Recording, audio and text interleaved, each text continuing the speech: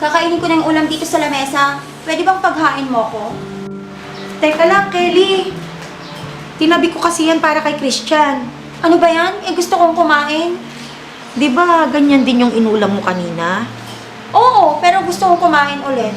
Nagluto naman ako ng ibang ulam. Yun na lang ang kainin mo. Gusto ko nga yung ulam kaninang umaga.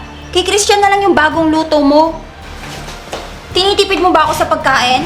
Ang laki-laki ng binibigay sa'yo ni tatay tapos pinagdadamutan mo ako? Hindi naman sa ganun, Kelly. Hayaan mo. Mamamalengke ako bukas para makapagluto ulit ako ng ganyan. Hindi na, wag na. Palibhasa wala kasi dito si tatay kaya ganyan ka. Ano bang sinasabi mo, Kelly? Nang dahil lang sa ulam, nagkakaganyan ka? Masyado ka kasing halata Pag nandito si tatay, bait-baitan ka. Hindi totoo yan, Kelly. Iniisip ko lang yung kapatid mo. Sinabi kasi niya na ipagtabi ko siya ng ulam na yan. Nagdadahilan ka pa? Ang sabihin mo, mas paborito mo si Christian dahil siya nauuto mo. Ano, hindi ka makasagot dahil totoo?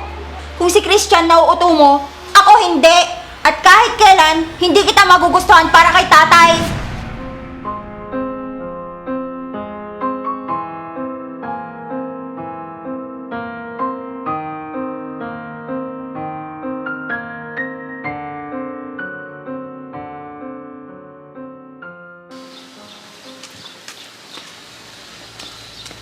Oh, Kelly anak, kanina ka pa ba dito? Opo, Nay. Bakit dito po tayo, Nay? Hindi po ba pwede sa bahay nyo?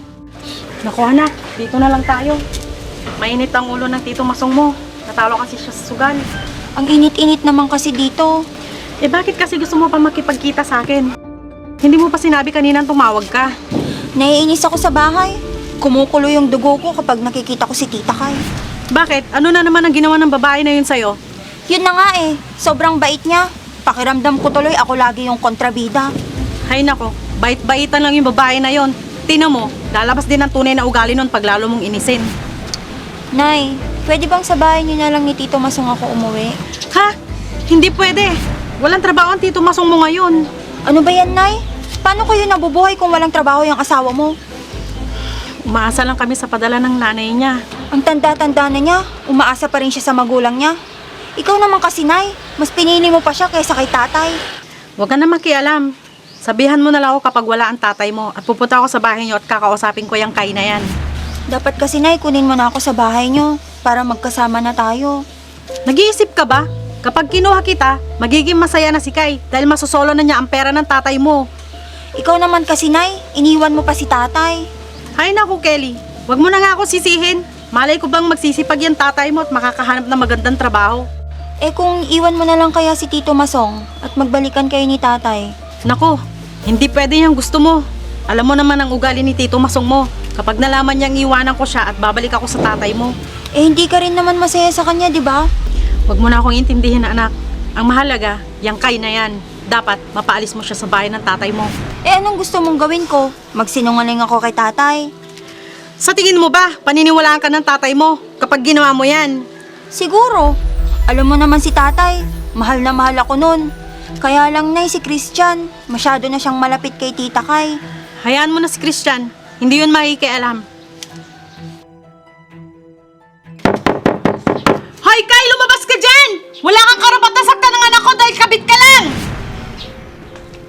Ano bang problema mo? Ba't sumisigaw ka dyan? Salbahe kang babae ka! Pati anak ko ayaw mo tigilan! Ano ba yung pinagsasasabi mo? Wala akong ginagawa sa anak mo. Siya nga yung ayaw tumigil Baka nakakalimot ka! Wala kang karapatan sa bahay na ito! Ako pa rin ang legal na asawa ni JR! Alam ko kung ano lang ako sa bahay na to.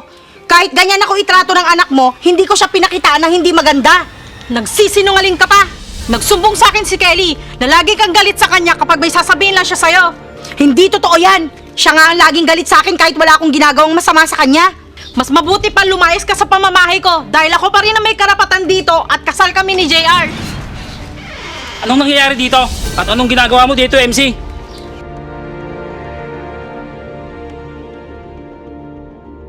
O bakit di ka makapagsalita? Bakit ka sumugod dito? Yang kasing magaling mong kabet, kinakawawa ang anak mo. Ang lakas na loob api ng anak ko. Samantalang sampid lang siya dito. Teka, MC, magdahan-dahan ka sa pananalita mo. Hindi yan magagawa ni Kay.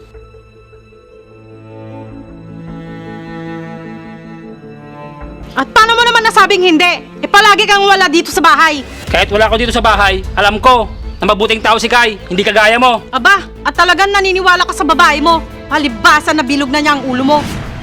Anong nangyayari dito? Nay, Tay, Totoo ba ang sinasabi ni nanay mo, Kelly? totoo? Naalin po? Totoo ba na kinakawawa ka ni Tita Kai mo?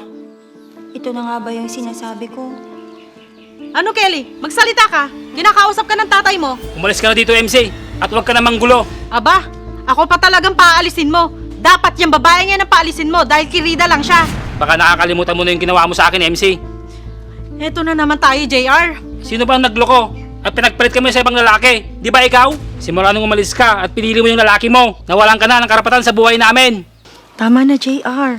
Nagpunta ako dito hindi para ungkatin ang nakaraan. Nagpunta ako para sabihin sa'yo na magpakaama ka naman sa mga anak natin.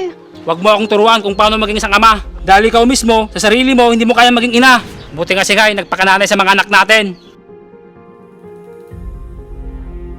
Samantalang ikaw, asan ka? Andun ka sa lalaki mo, nagpapakasaya. Tama na po, Tay. Nay. Kai, pasok na tayo sa loob. Kelly, pasok ka na rin dito. Nay. Sige na anak, pumasok ka na sa loob.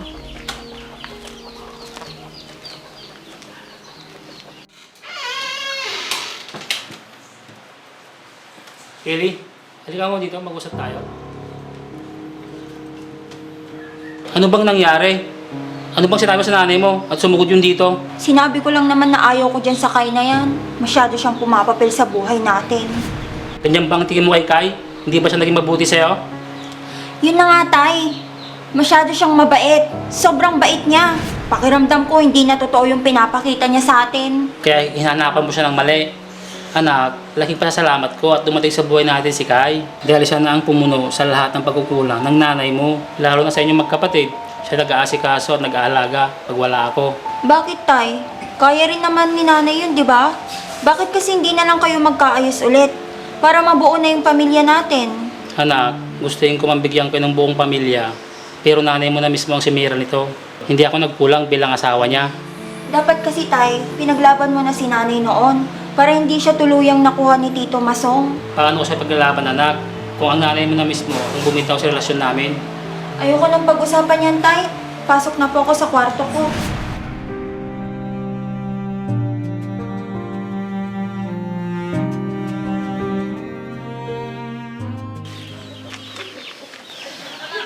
Mahal, mag-juice ka muna. Pensa na kanina kay Kelly at kay MC. Ayos lang, JR. Tama naman sila. Wala naman talaga akong karapatan dito sa bahay. Hindi totoo yan, mahal. Dahil naging mabuti ang ina sa mga anak ko.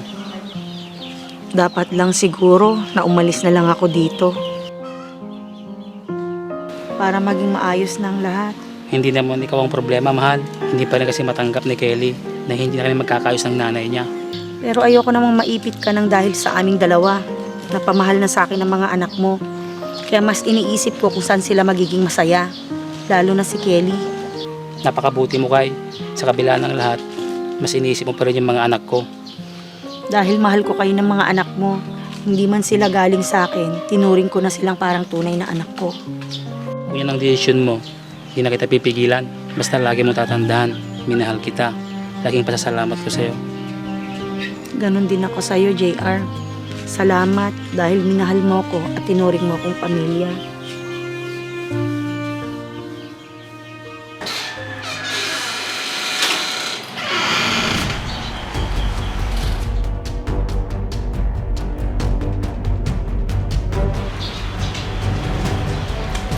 Magnanakaw!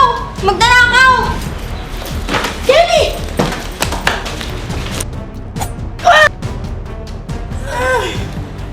Kita Kai! Tulong! Mga kapitbahay, tulong!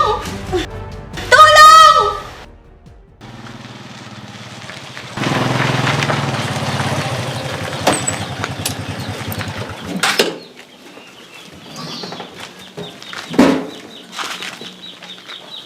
Mahal, dahan-dahan lang ah.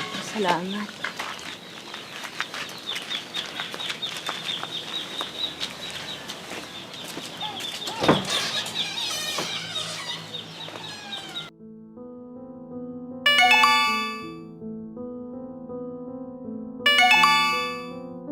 Mahal, saglit lang. Tumatawag si boss ko. Usapin ko lang. Sige, mahal.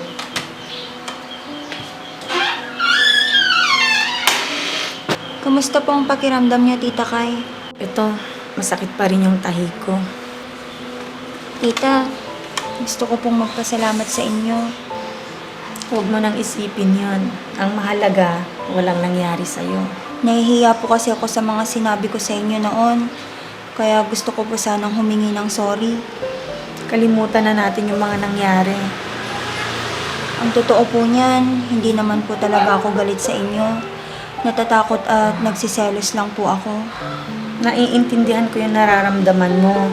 Pero sana, tandaan mo, kahit hindi tayo magkadugo, hindi kita tinuring na iba. Wala akong balak na palitan ang nanay mo sa buhay nyo. Masaya na akong pinagsisilbihan ko kayo. Hindi ko lang po siguro matanggap na napakabuti niyo po sa amin. Lalo na po kay tatay. Yung mga bagay na hindi magawa ni nanay noon sa amin.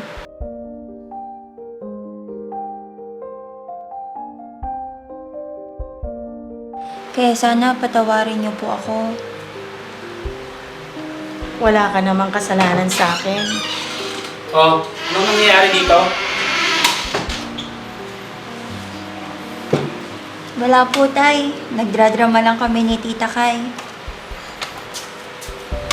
Masaya ako dahil okay na kayo ni Kylie. Masaya ako kahit hindi tayo nagkakasundo dati. Basta tatandaan mo, kahit hindi kita tunay na anak, mamahalin kita at pupunan ko ang mga pagkukulang na hindi binigay sa'yo ng tunay mong nanay.